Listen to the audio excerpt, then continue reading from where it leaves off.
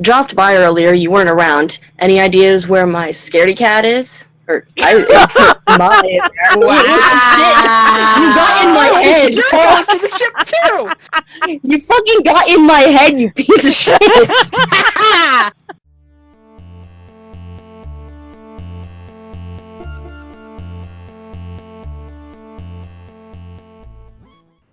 Hello, everyone, and welcome back to 4pixels. Kimi and Kokori here with our guests Buttons and Layfilet. We are continuing the letter. I accidentally skipped one line, but Wow. I'm sorry. How dare. It's fine, you can murder me. Right now. We depart from the coffee house just as the evening starts to thin out. The same wordless silence fills our short walk back to the school. Except for when Luke gestures at a nearby flower shop and enters it without waiting for Kylie and I. He emerges a minute after carrying a bouquet of daffodils with the same softened expression back on his face. Hmm. Unlike the previous ones, he tucks this one away almost as soon as he looks up at us, a moment he's not willing to share. Actually, this reminds me. So I told the group this. I played The Diary, which is a mobile game that they created while they were working on the letter. As it's sort of a prequel, and it's all from Rebecca's point of view, and it's, as it implies, just a bunch of diary entries. First a couple when she's 11, then a couple later when she's 16. And they never outright say this, but I think one character that pops up during that time as like or twice as sort of like a cameo, I think it might be Luke. And I won't say what happened during those times because they kind of imply things, but looking at Luke a little differently now. Oh Huh. no! It's beginning. It starts. I mean, he's still a racist asshole, but Sympathy for the as devil starts now. as I expected, I knew there was gonna be something that they were gonna do with him. Luke as a character reminds me a lot of how Lestat as a character has morphed since the first book came out in like what, the 80s? When the fuck did that book even come out? I don't think I was born yet when Interview with a Vampire came out. Hey, Buttons, because you mentioned Lestat an interview with a vampire, and Rice is gonna sue us all now. Nah. Whatever. Thanks, Buttons. She a born again Damn. Christian again? God damn it, Buttons. Well, she's gonna have to like steal us from Disney first, since they're the ones who are stealing our souls and whatnot. True. I mean, Oh, true. 70. Wow, it's way older than I even thought.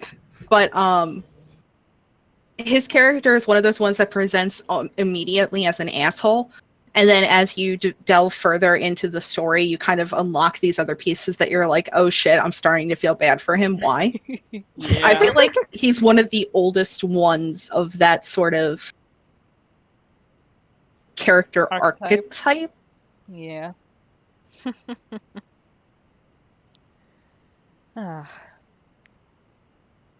At my confusion, he merely answers with a shrug and continues walking. For someone important. Probably Mother. I accept it Mummy for what it dearest. is, if only because he doesn't owe me an explanation. It does leave more questions about him, each one as baffling as the previous ones. Oh, You know, a boy's best friend is his mother. this is one thing I can say about the diary that I thought was like a cute little detail. At one point when Becca and Ashton are 11, they do like a fundraising thing where they send a bunch of toys to children in the Philippines, and Ashton gives his bat cat to this. So the bat cat that Isabella has might be the one Ashton had. That would be so cute.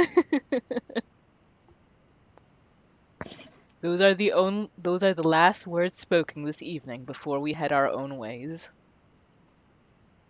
Up until I arrive home, I still can't understand him. Here, however, a whole different set of questions await me. And much like everything today, it comes with the littlest of things. A lone note greets me upon reaching my unit's door.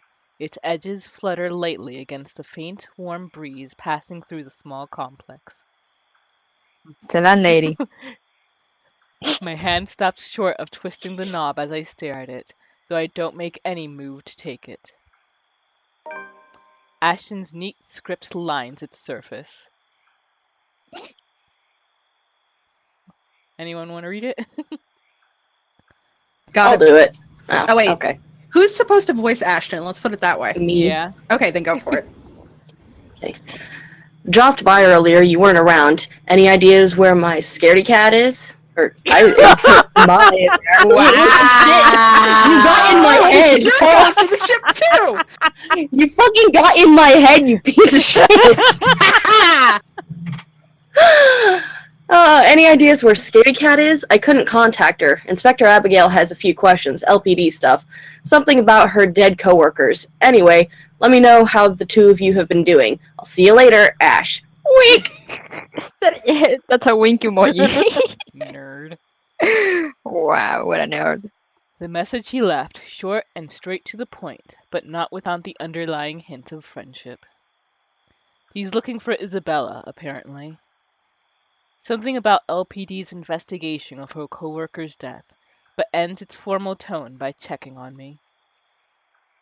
Us. Any other day, the former part of his message will likely prod at the piercing envy I've been holding, while the latter will probably send my heart aflutter. Little things from him that I want to mean something more. Yet, this time, only guilt fills me, and my eyes briefly shift towards Isabella's empty unit. Luke's words repeat inside my head as I do so. For what it's worth, Rebecca, I didn't ever think that's all there is to you. Why else would I leave my own goddaughter in your care if you're just some lovesick woman? Have I always been like this? She's waking up. Wake me up inside. And thanks to Luke. This... Can you leave that? Oh dear. This selfish. In truth, I've intended to call Ash after that dinner. If I didn't catch him here, invite him to that party like I've planned. There's time, and he's still probably awake at around this hour. But my hands won't move. And perhaps it is for the better. Until I've had time to think this through, it'll be best if I distance myself from those I've been clinging tightly to. Find a different perspective and see things for what they are. With a soft sigh, I reach for the note and crumple it under my hand. The knob twists open with much ease when I enter this time. Maybe after some introspection, it'll be easier. For tomorrow I have that woman and the mansion to worry about.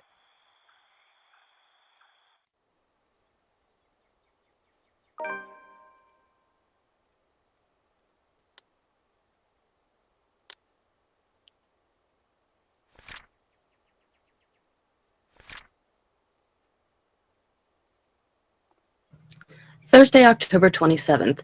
Luke and Kylie invited Rebecca for dinner as she was about to leave. Despite receiving a text message from Ashton, Rebecca agreed and the three spent the evening at a nearby coffee house. Upon returning to her flat, she found a note that Ashton left her. The night wears on without further incident, despite the great number of thoughts swimming inside my head. Come morning, there's only a hush. A strained sort of stillness, unlike the ones greeting me every morn. This one's uneasy, tight with anticipation, like a string stretched thin, merely waiting for the proper time to snap. Granted, it doesn't make my day any less pleasant, but the edge is there. And as expected, the second I step out of my flat, it comes apart. Broken by the voices of two squabbling adults echoing from a floor below.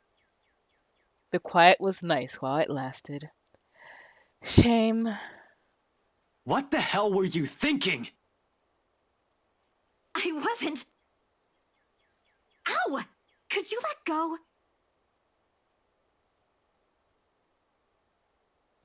Not a few seconds later, they both ascend the stairs, with Ashton pulling Isabella by her wrist. She struggles, as she should, but his hold on her remains firm.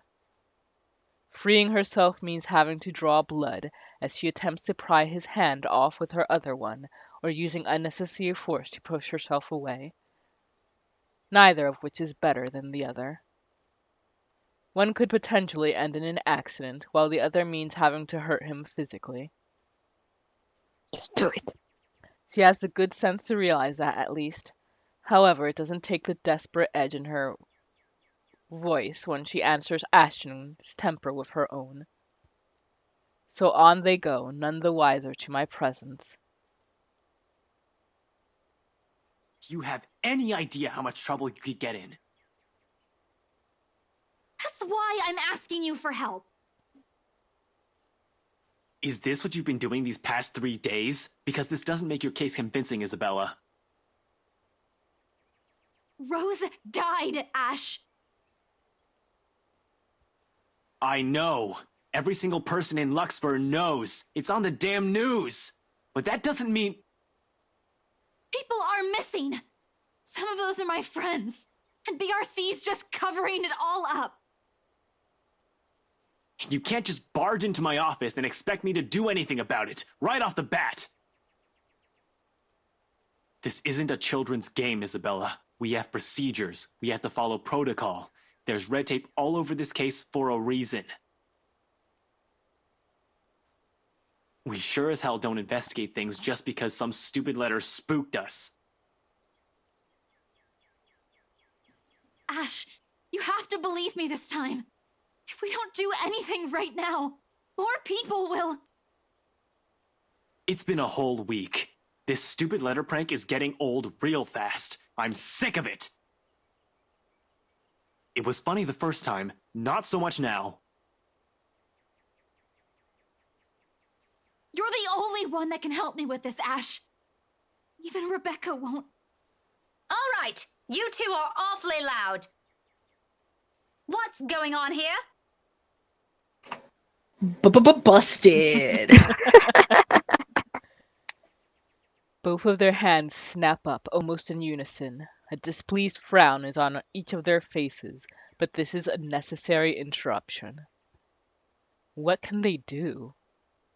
People still in their units have already taken an interest on the commotion, with some taking a peek behind their curtains, while others are bold enough to creak open their doors, if only slightly. If they don't keep it down, pretty soon our landlady will show up, and then we'll all die. Oh no! Landlady, combo breaker. Getting a reprimand from her is the last thing I want to happen, first thing on a Friday morning, even if this is hardly my fault. Well, if you want to continue this, you two better do it elsewhere. You're disturbing other people. Don't worry, we're done here. No, we aren't. Becca, I looked it up. I called them. I visited some of them, and... Which you shouldn't have done in the first place. Isabella, you're going to create more problems for us with what you're doing. A team has already been assigned to it. Leave it to us. Your precious team is looking at it the wrong way. Becca, it's not just Rose. There are others. And anyway, coincidence or not, the point is, civilians like you aren't supposed to get involved. You're putting yourself in danger.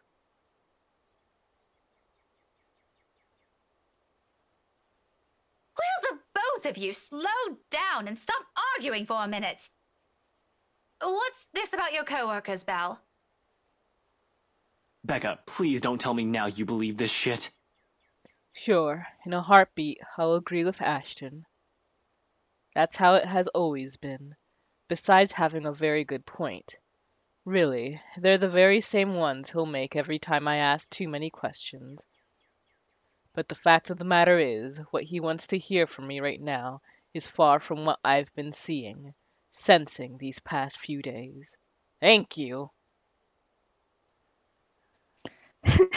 Finally. Fucking finally. Jesus Christ.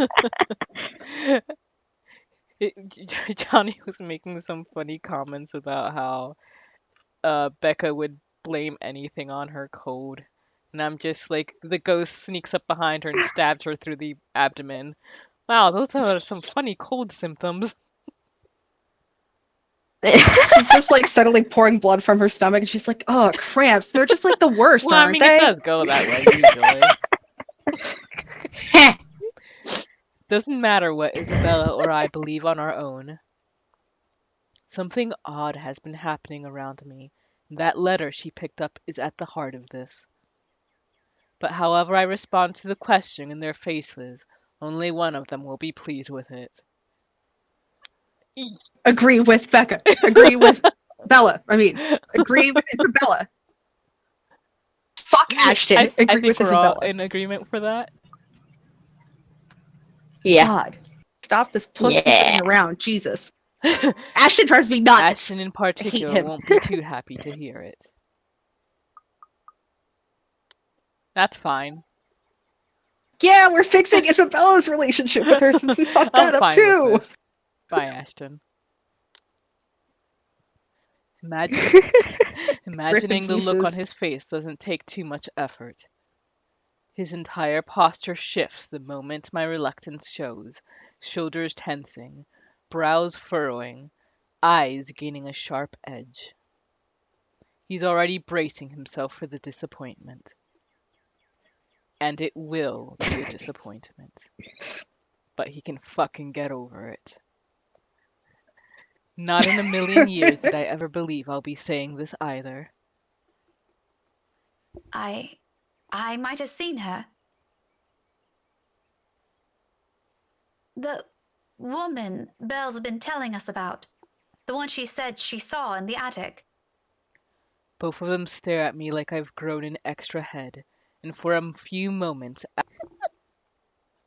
a pause treads at its heels after a silence thick enough one can almost hear a pin drop. You're kidding, right? Do I look like I'm joking? Really, Becca? Not funny. Fuck off.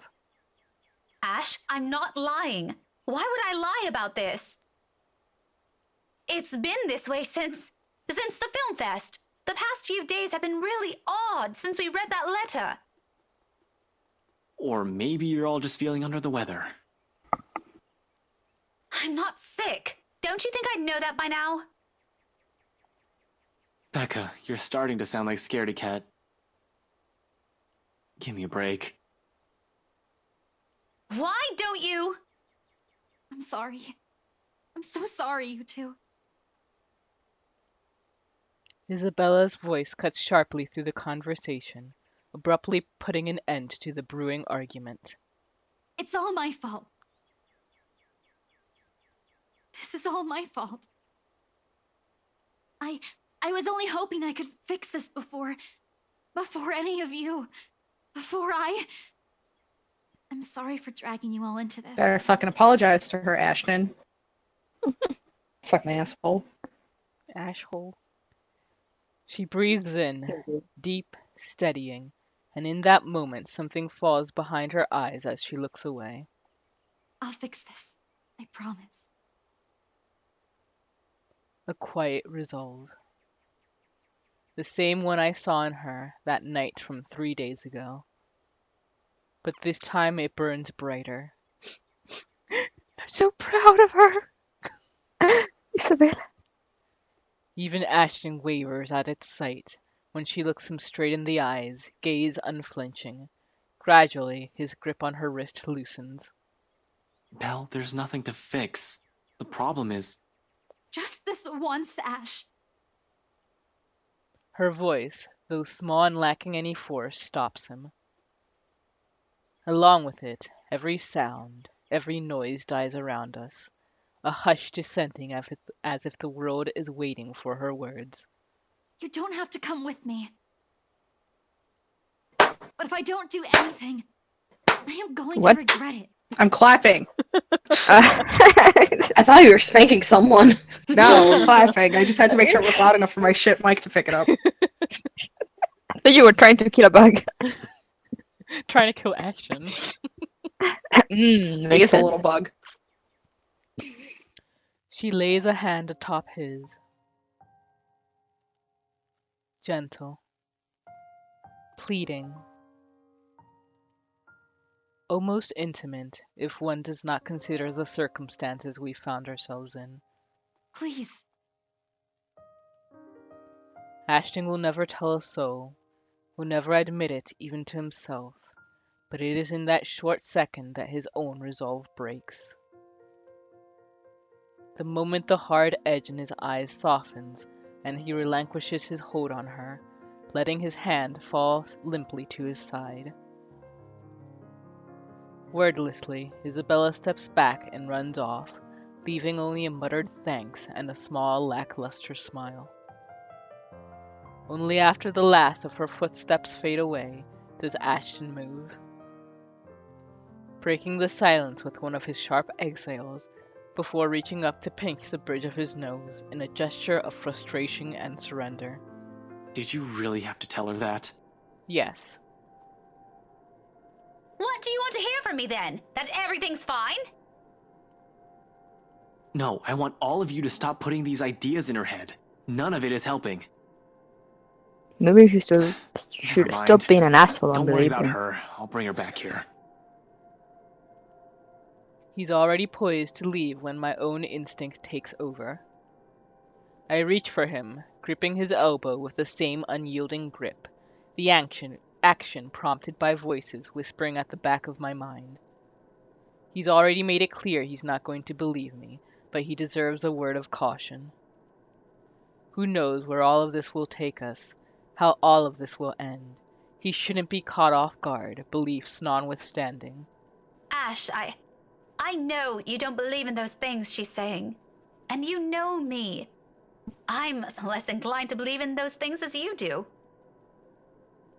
But I've seen something.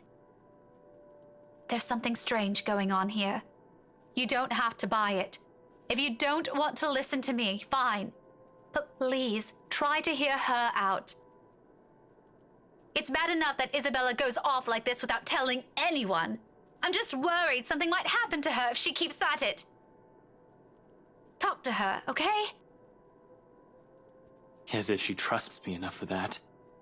Gee, I wonder why she doesn't. Hmm. What a Doesn't the fact fucking that she mystery. approached you first about this, instead of me, already say a lot? A different kind of trust, granted implicitly and never spoken, sometimes too big, too fragile to last. He falls silent for a long moment as he turns it over in his mind. In the end, all he manages to offer is a small nod before he departs, and a promise to, at least, listen to her, without the teasing or the jibes. A favor for me, and the least he could do for her. This is as much as I can do for him as well, until I've understood what's happening myself. Tonight, hopefully, where this all started will provide the answers.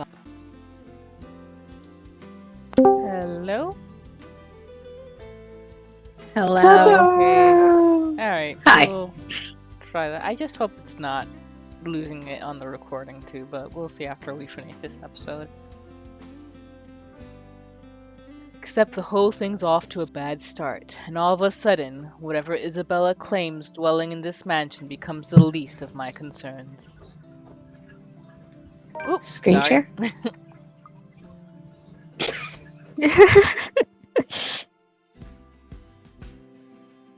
Of all the cabbies in Luxborn, I had to chance upon the superstitious one. Oh! Yeah! I don't know if I told you guys this, but do you remember how we've got General, or that Lee guy, who looked exactly like the bartender and sounded exactly like the bartender? Well, I went back to the very first episode, and the taxi driver that brought Isabella to the mansion. We never saw his face, but he sounded exactly like them. I wonder. So now I'm like, this is probably gonna be him. Either that or they run out of voice actors. Still not as bad as. Hmm? I was gonna say, it honestly could be either.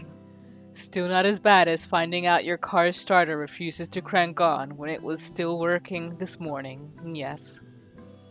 But it's as equally frustrating when you're forced to walk the rest of the way. All because the driver got spooked. I guess we're not gonna see that, but let's read this journal and we will wrap up this episode. Yeah. Friday, October 28th. Isabel and Ashton arrived at Salemwell, having an argument about the missing BRC employee's investigation. Annoyed by the noise, Rebecca interfered and, in the end, asked Ashton to keep an open mind. Alrighty. I apologize if the audio got a little weird in this episode. Discord's been acting up, so I don't know if that's been affecting any of the audio in the recording, but hopefully, if so, I'll be able to fix it. But anywho, that'll be it for this episode. See you guys next time. Bye-bye. Bye. Hi guys! Thank you so much for swinging on by. This is an RPG Maker game that you guys, I'm sure, know more about it than I do. But thank you for the suggestion. It's always so fun to have people suggest things. And joining me on this Let's Play is Jamie. How about you introduce yourself, say the things you do, what you like, and all that jazz? Well, I enjoy sleeping and food and sleeping.